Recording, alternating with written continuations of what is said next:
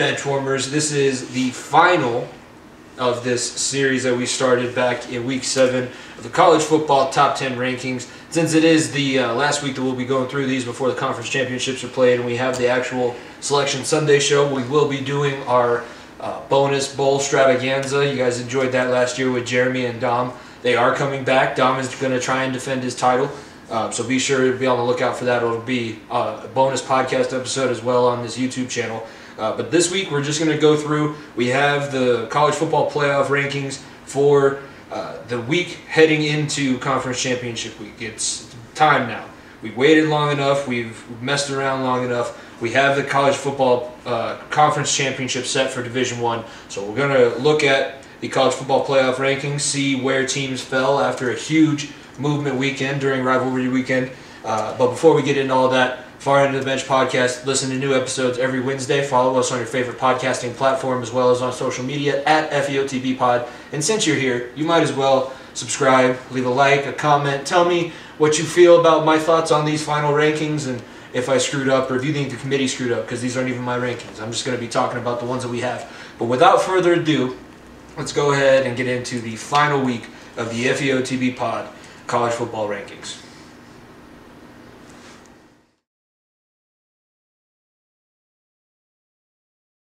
Starting off the list for this week, going into Week 14 of the season, the Oregon Ducks, after a bad loss to Stanford, and not necessarily a bad loss, but a loss to the team they're going to be playing again this weekend in the Pac-12 Championship in Utah. They're no shot at the college football playoff. It's over and done with. Cincinnati thanks you, and some of these other schools like Oklahoma State, Notre Dame, thank you, but your hopes are done. You can have a good season, you can finish out strong. I know Justin Herbert wanted to win the Rose Bowl after his playoff hopes were dashed, but Mario Cristobal once again has to go back and try and figure out how to get these Ducks back into the playoffs, because since 2013 they've been close but not there. And right now I don't see anything changing that close but not there stigma for the number 10 ranked Oregon Ducks.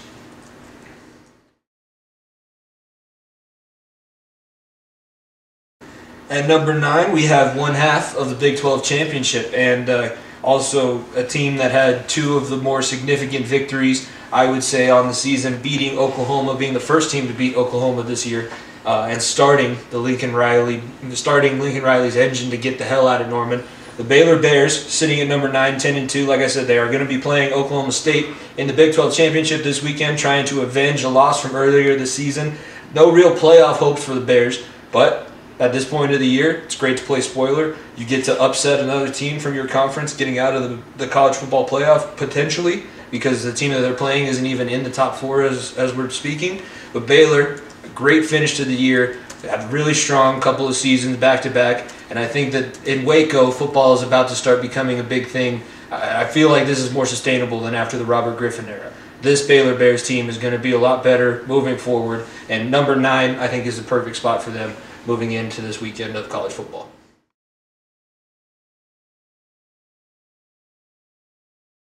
Lane Kiffin and the Ole Miss Rebels hang around at number 8. The Rebels 10-2 on the season after their last loss to Alabama and not being able to get over the hump there, able to take care of business against a tough Texas A&M team, and now no SEC championship, so you got to just get to look forward. Hope that your coach sticks around, because with all these jobs opening up, who knows where anybody's going to be on the sidelines next year. But Ole Miss can finish off the year really strong, and this is one of the best seasons I can remember down in Mississippi for quite some time. So they should be proud of that. They're going to get a bowl chance and possibly finish in the top 5 of the country, depending on how their bowl goes. But Ole Miss, number 8 this week in the college football playoff rankings.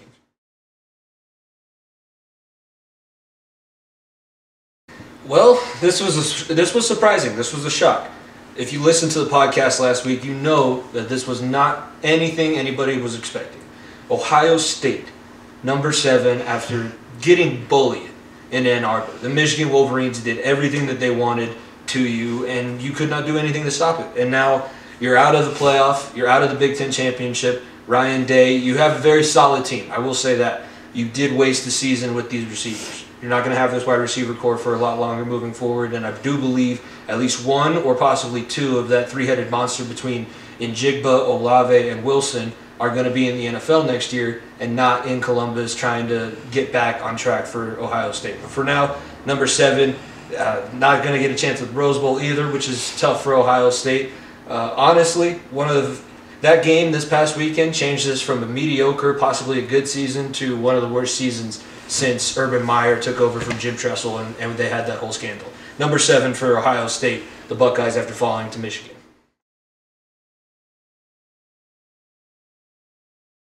And that brings us to number 6, now coachless Notre Dame. The Fighting Irish hanging on at 11-1. Without a conference championship this season, there's no way that they're going to sneak their way back in. Very successful, and they overperformed what I expected. I said, I think in the first or second video in this series, that Cincinnati's best win was possibly going to be a 3-loss Notre Dame team. Well, they're sitting still here at 11-1, and now they're going to get a shot at a big-time bowl game, and somebody else is going to be leading the squad next season on the sidelines, and who knows who that's going to be at this point. But for now, you kind of just want to put on a good show for your next head coach and see what you can do moving forward, and possibly talk about joining the ACC or the Big Ten. We say it every year, but if you have a conference, Notre Dame's in the college football playoff conversation every single season. If they were in the ACC this year, they would be in contention for the college football playoff. Unfortunately, they're independent still. Not going to happen. I think 6-5 is probably where they're going to finish out. But number 6 right now for the Notre Dame Fighting Irish. Now Brian Kelley-less this season.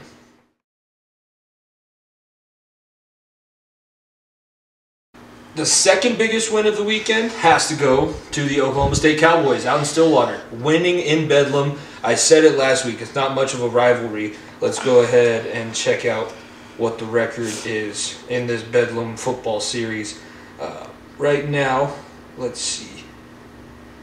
Oklahoma State gets their first win in the series since 2014. It had been an Oklahoma-dominated series. It still is. It's 19-19-7. That's what this series is. But it was a huge step for Mike Gundy and that Cowboys team. And now you're sitting at number 5 in striking distance of the college football playoff. If you have a Cincinnati team that struggles in the AAC championship against a very good Houston team, you could possibly see yourself get in if you're able to overcome and beat Baylor twice in the season. That's going to be the biggest thing. They're going to have a top 10 win over Oklahoma. They're going to have possibly another top 10 win over Baylor. And Cincinnati just has the one top 10 victory on the season and a couple really close scare games. So Oklahoma State, number 5, I think that they are in a prime spot. They took care of the business they needed to, winning Bedlam and now sitting at number 5 in the country. Everybody is trying to cash in on the best crypto, but if you want a guaranteed way to double your money, all you need to do is use promo code BENCH at mybookie.ag. It's simple. Sign up at mybookie.ag with promo code BENCH, B-E-N-C-H, and your first deposit is immediately doubled, all the way up to $1,000. How's that for a quick turnaround on your investment? With the NFL playoffs race heating up and college bowl season right around the corner, double your firepower at mybookie.ag. Get in on the action in the most important games of the season. Like we mentioned, we'll have our bowl extravaganza coming up, so be sure to bet with MyBookie when that happens. Build your own props, create multi-game parlays like I do every single week, and take part in a host of MyBookie cash prize contests. This is the best time of the year to both watch and, more importantly, bet on sports, because you know who the winners are by now. Don't miss out. Double your first deposit by using promo code BENCH, that's B-E-N-C-H, BENCH, and keep your eyes peeled for more exclusive holiday promotions coming soon at mybookie.ag. Bet anything, anytime, anywhere with MyBookie.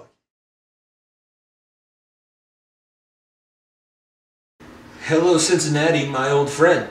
You guys stick around in the top 4, number 4 for the second week in a row. Cincinnati, the first and only Group of 5 team to ever be ranked this highly in the college football playoff era. Luke Fickell, you deserve all the credit in the world. No longer going to go to USC. That doesn't mean you might not go to Oklahoma or Notre Dame. LSU is now filled with Brian Kelly, so no longer have to worry about that. If he sticks around, this Cincinnati team is a force, and they're going to have a great first season in the Big 12, and I can't wait to see what happens.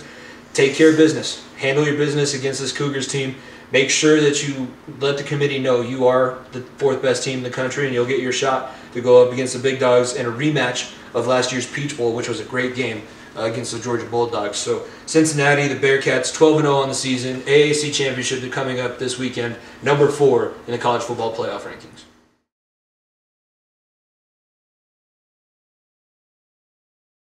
And now that brings us to number 3. Scary there for a second. 4 overtimes. First time that the Iron Bowl has ever gone into overtime in its history. But Alabama was able to stave off the Tigers and go into the SEC Championship. Still 11-1, so you have that possibility of the 2 SEC schools still getting into the top 4, depending on how that goes. I don't see this Alabama team. They're very talented, very young, very inexperienced, and that defense, it gives you so many problems.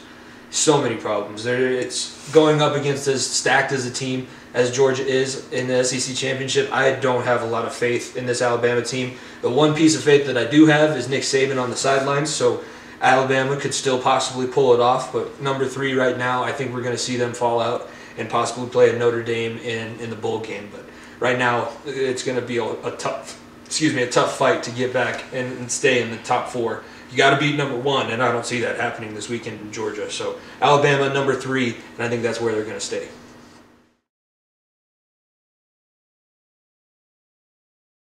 Finally, to the top 2 and the biggest win of rivalry weekend. First time since 2011. First time with Jim Harbaugh as your head coach. You took care of business. You won the return of the game, and you did it in dominating fashion. Yes, you had home field advantage. Your defense shut down one of the most talented offenses in the country. And your running game, your zone running attack, it is for real. Caden McNamara not making mistakes with the football puts the Michigan Wolverines as a very scary team and could possibly be one of those underdog schools that end up coming through this top 4. Right now, as it sits there to play at Alabama, I think that they're probably going to see Oklahoma State or maybe even a Cincinnati, depending on how the rest of the college football slate goes this weekend. And Michigan against any of those teams up until they get to Georgia, I think, have just as much of a right to win that game as anybody. So that's how I see it right now. Michigan, great win, and you're back on track. So the Wolverines, number 2, I think that's great, especially after the huge win this past weekend.